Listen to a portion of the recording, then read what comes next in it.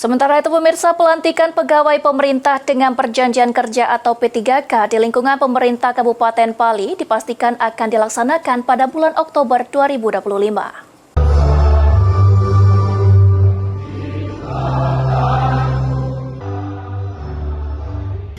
Pegawai pemerintah dengan perjanjian kerja atau P3K tahap 1 di Kabupaten Pali resah karena belum jelasnya kepastian pelantikan. Kabar baiknya, Bupati Pali Askianto memastikan pelantikan P3K akan dijadwalkan dilaksanakan pada bulan Oktober 2025 mendatang. Namun tentu pelaksanaannya masih menunggu hasil rapat bersama DPRD dan proses perubahan APBD 2025 yang sedang diajukan. Pelantikan P3K insya Allah kita bulan 10, tinggal nunggu rapat dengan DPR, penganggarannya ada.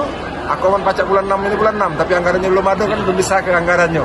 Jadi mereka baru bisa dilantik bulan 10, mudah-mudahan habis pembahasan APBD perubahan, gaji mereka lah dianggarkan, kita pelantikan.